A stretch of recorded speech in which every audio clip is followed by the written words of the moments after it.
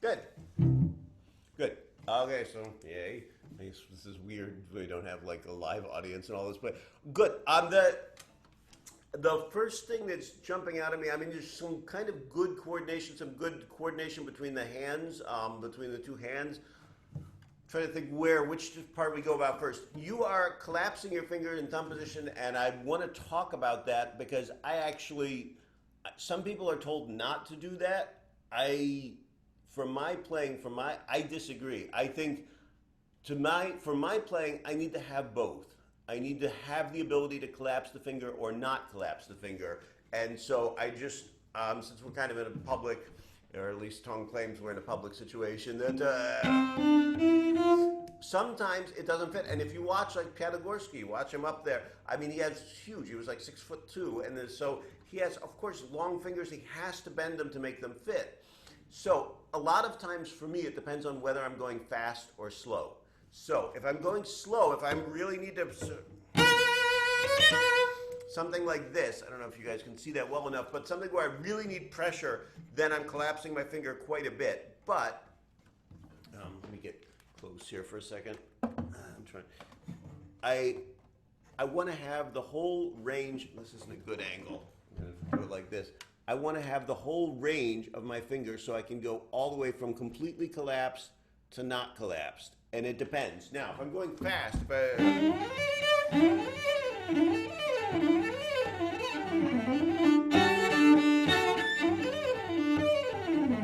something like that where I'm just kind of running, then I'm not putting a lot of pressure. Then I stay because, this is faster, obviously. If you drop your hands on the cello, then, you can run faster when you stay in the curled position. But of course I can't get the same kind of pressure when I do that. So I want everyone, this isn't to me a problem, at least not where I've seen it yet. I think it's important to be able to, and so what I recommend for people to be able to develop that is actually just to practice. I don't know if you guys can see that, but I'm just kind of going from, because ultimately we want to have the strength that I can play any. Right now, probably for most of you, when you're young, you can only have collapsed or uncollapsed. That's the only kind of options you have. Eventually, I want you strong enough so that you could do a straight finger, so you could do a half collapse, so you could do a half curve out, so that you have that strength that you can do anyway. It becomes a very important part of playing the cello. Now, let's talk about something that I am worried about, and that is I see your bow kind of going backwards like this a lot of the time. And that, of course, when that becomes a problem, you get out here. Let's see if I can stay on camera for this. You get out here, and then suddenly your wrist is all broken like this because you're headed backwards. What we want is kind of like similar to what you would do if you just were bowing along the bow. Like if you're just moving your hand along the bow by moving your arm. Basically, yeah, if it looks, you want it as simple as possible. If you watch yourself in a mirror, if it looks weird, it probably is weird. I mean, if it looks like a little bit like, then that's a sign, and so you can teach yourself so much. I teach myself stuff from looking in a mirror, and I say, like, oh my God, that's not what I meant to do at all. But yeah, so I would start, even just moving your arms, sliding your hands. Simplicity is the key to it. Bong, bong, back and forth, ba-da. Yeah, and don't let it become too much of this kind of wiper blade motion. I know that's a whole school of teaching, but and I mean I don't think it's not like there's not like the way that you play. I mean there are times when I use there's times when I have some of this in my bow change, but I always want my students to be able to do what I call like a caveman bow change, where they could do a bow change where nothing changes at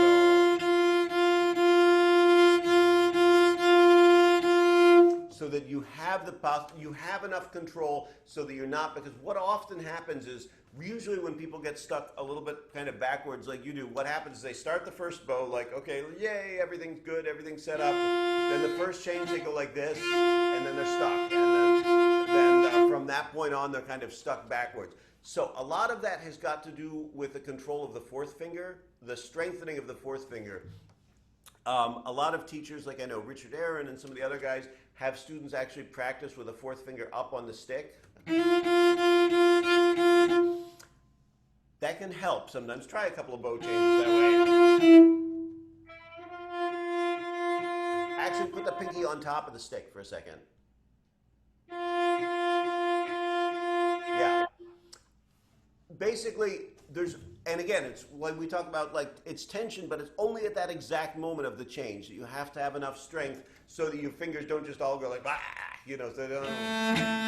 But just at that moment of the change, ba pung, at that moment, I'm using those muscles exactly for the change to keep the bow from moving too much.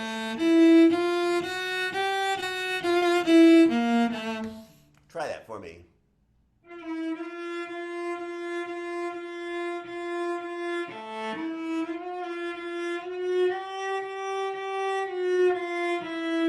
Good.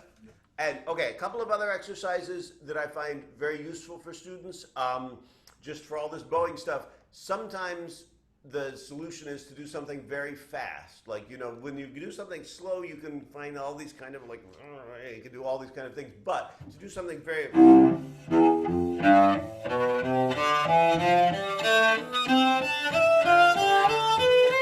No pressure, just kind of like blowing out the whole bow. All the way to the tip. Tip frog.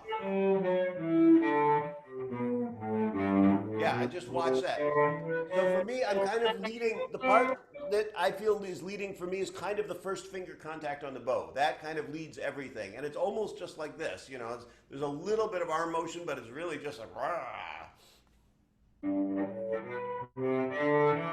All the way to the tip. Yeah, already better. But also you'll see if you do this fast, if your hand is like flopping around, you'll get into trouble real fast, right?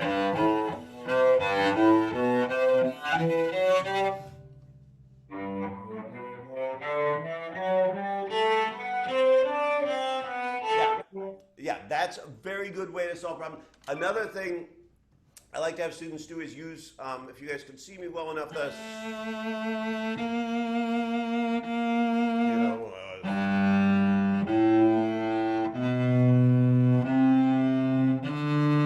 The only one that doesn't really work is 3/4 with 1 and 2 both lifted. That's kind of impossible to do because you need some pressure. But every other combination of fingers, just 2 fingers at a time.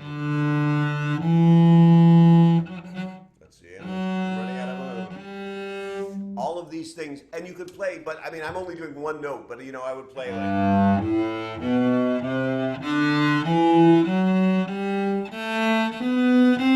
Or even your places.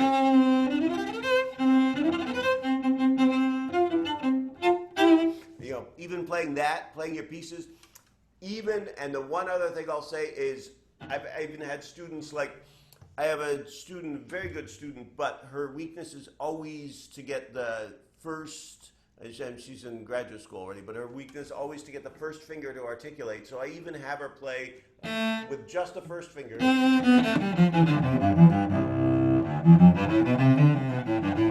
don't know if you can see what I'm doing, but just the first finger. All of this strengthens the individual fingers. So that's something to work about. Time's always our enemy, so let me see where we are. Okay, that's not too bad. Okay, so now play the opening of the Haydn.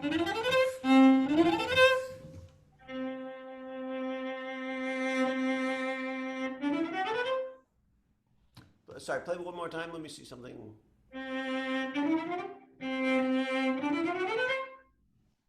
Okay, good. So you work on scales?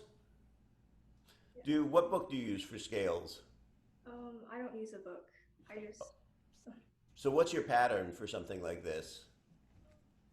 Like what C major scale? What's your pattern? And keep going.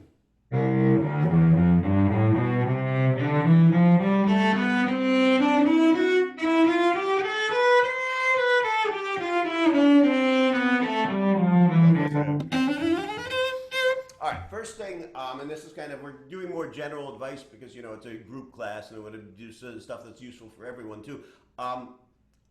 First of all of you, I don't care how young you are, because I know there's people not as advanced as you, all of you should be doing 4-octave scales.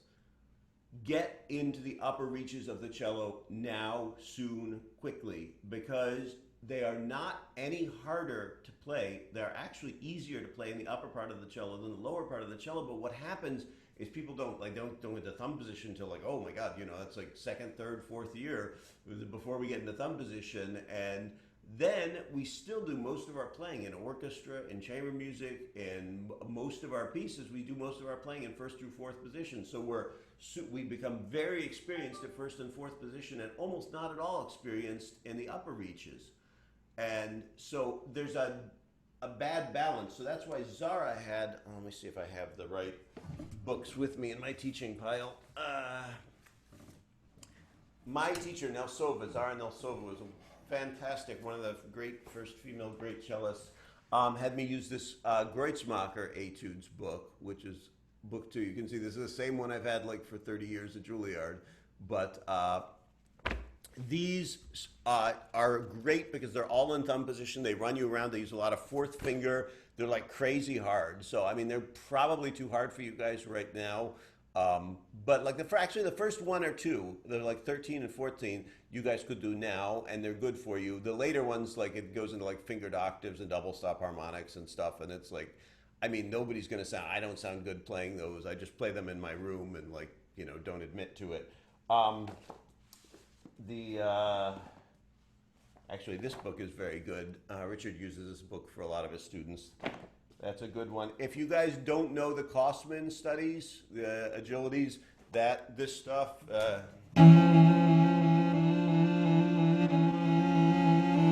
that will be great for developing that.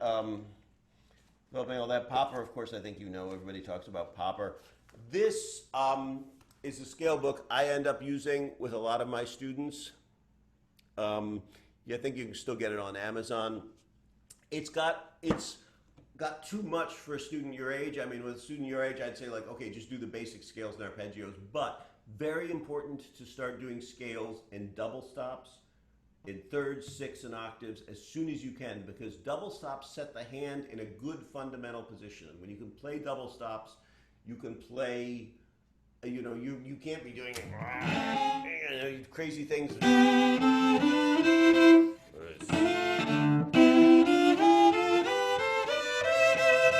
It has to be kind of set. Your hand has to be set in the right way. There is, like Jensen transcribed the Galamian system, which is not a bad system at all. It's just complicated because you have to like pick a rhythmic pattern and pick a bowing pattern and then put them both into the scale. So like if someone wrote a computer program that would just spit out like, okay, here's your scale with today's finger, then it would be great. So maybe that's like a summer project for someone, but it melts my brain otherwise. The Yampolsky is a great kind of starter book, but get into fourth position. Okay, so that was a little bit of a diatribe, but now, when you practice scales, you have to know what you're practicing them for, because there's all different kinds. There's practice for velocity, there's practice for inclination, there's practice for bowing. You know, it's just a lab that you try different things on. Now, so here, one thing I wanted to say about the scale. When I practice scales, I'm dropping from above.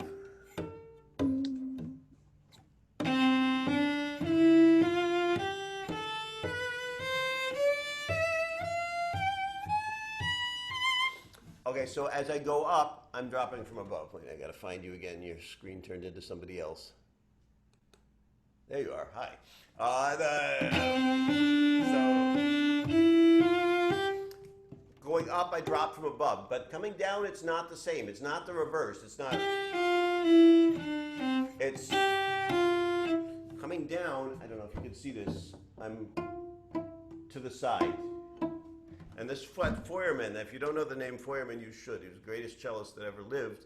Unfortunately, he died in 1942 when he was only 39 years old. So everybody who knew his playing, who saw him live, who saw Dupre and Rostropovich and Jojo and everybody who came after said there was nobody like Feuermann.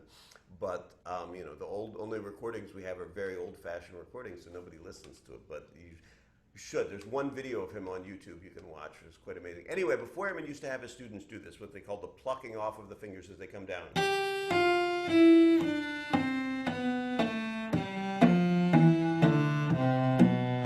mean, don't worry so much about on the lower strings. But that is the basic motion. So it goes from above.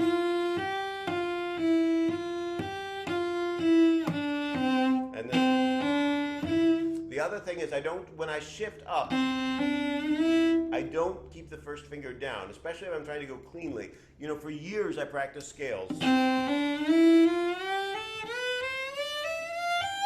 where the first finger just kind of like rode up like a plow. But then actually it was this passage in Haydn C major I realized I don't want to play. If my first finger doesn't lift and articulate, it'll never be clean. I have to.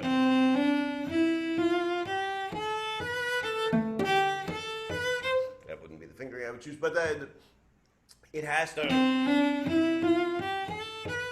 So I practice my scales now. When I have to shift a position, I lift it. Okay, hopefully you guys can see this clearly enough.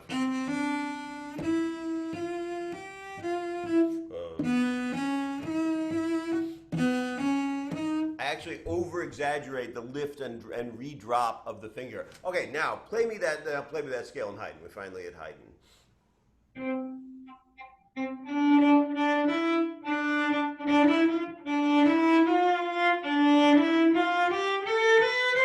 So, what's your fingering totally?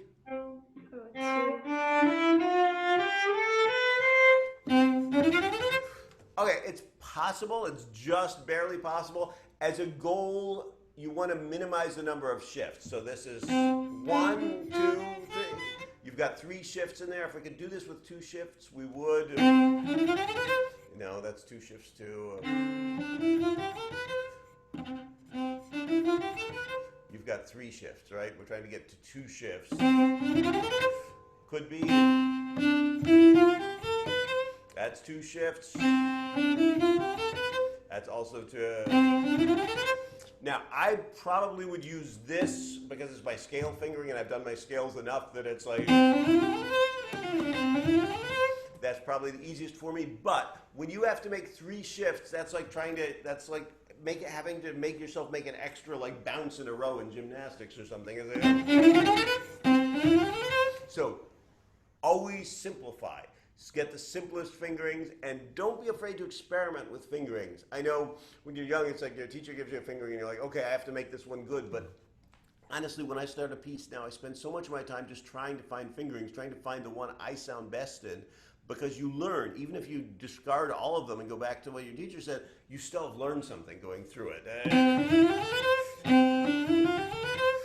I would say, let's try another fingering. You were on 2, is that it when you start? Try 4, 1, 2, 4. Try that.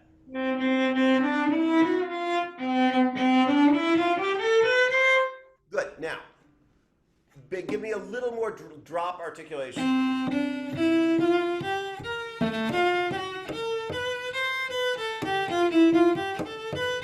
I mean, I'm exaggerating, but the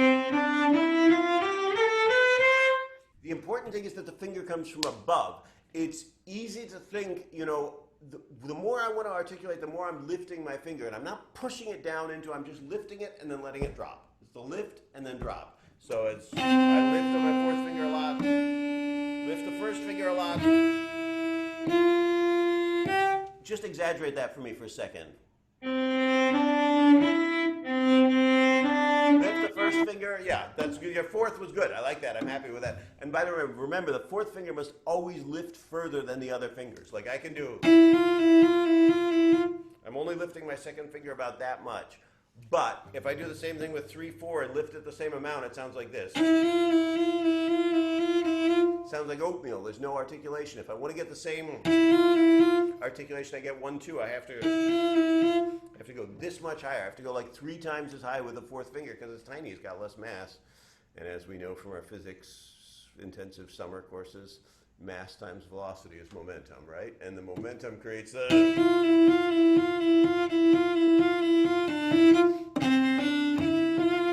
Okay, so, but your 4 was good. I just wanted to say that because it's important for people to know. But now, lift your 1, and then kind of flip onto the 1. Da-dum.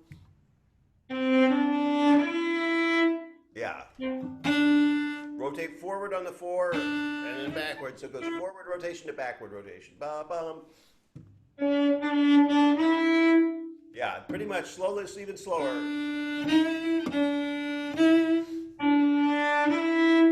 Pretty good?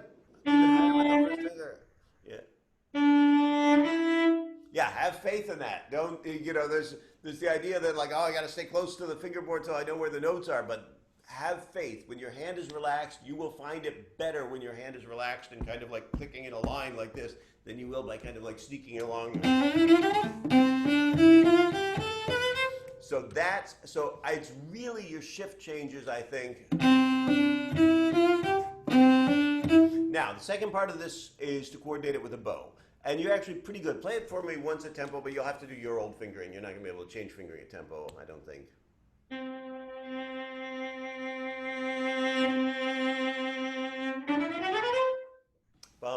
Now, I feel like I hear you putting mentally, I hear that accent there, and that's kind of destructive because the actual beat, the bigger beats you feel, the easier it'll be to play fast, cleanly between them. The more accents I feel,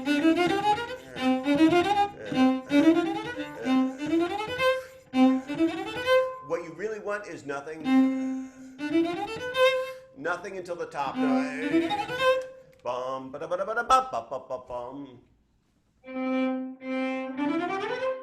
You're pretty good, yeah. And remember this drop, lift and drop. 2 was good. 3 does not lift high enough. Yeah, hear that? I hear that articulation even through the friggin' Zoom. Yeah. That, and it should feel good. It should feel like just like, hey, yeah. But, it shouldn't feel like you're having to push your fingers, just like you're just lifting it, and then you get the articulation. Now, when you actually go faster, you're not going to need that much articulation. It's not going to be, because the articulation would slow you down. When the faster you go, the less articulation you need from the left hand. But you have to have it there first to take it away. It's never just going to be... Okay, so this is a lot on the first part. So let's go from the...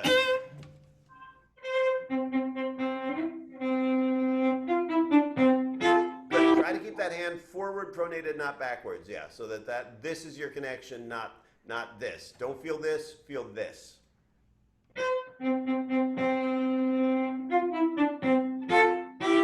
Good. Now, if we don't vibrate these, it can sound quite car horn, like, So, a little bit of vibrato goes a long way. I don't need that. I just need a little wiggle, a little wiggle. There it is. Good. Keep going.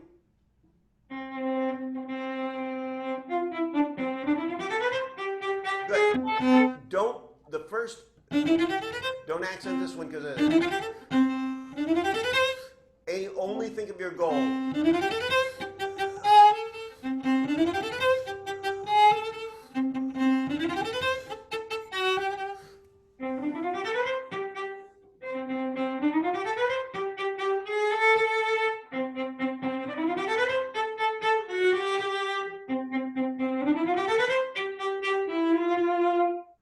Good. Let's go on.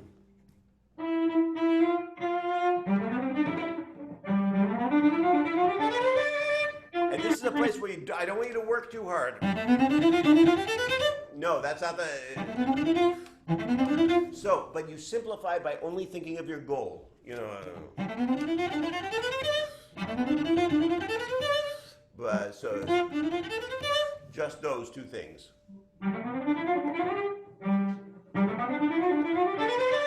Good. Now play this legato for me.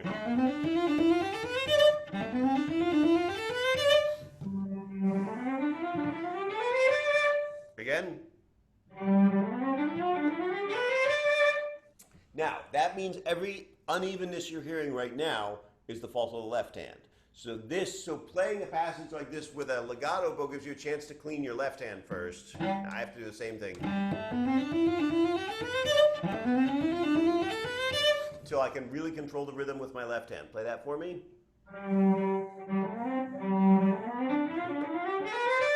Almost getting better. Keep going. I mean, keep it, do again. It's, let me hear that. Good. See, is that okay? Let's start. Sorry, Brinton. One more time. Brinton, sorry. Yeah. Is it? Just so you know. Okay, I'll be 2 minutes. Good, going.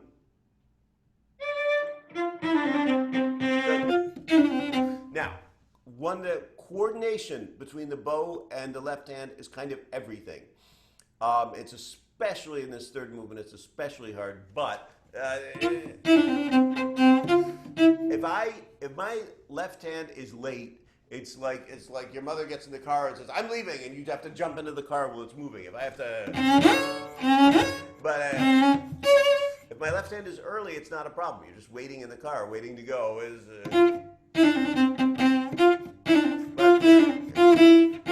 So practice by stop the bow, freeze the bow. You know. Yeah, I would practice shift. So, but what happens when people practice this way is they often lift the bow. And for whatever reason, that doesn't work. For it to work for me, I have to practice freeze the bow.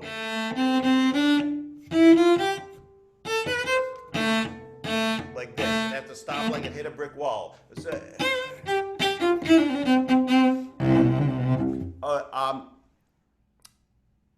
But so biggest thing is watch this. Don't get caught this way. Build this.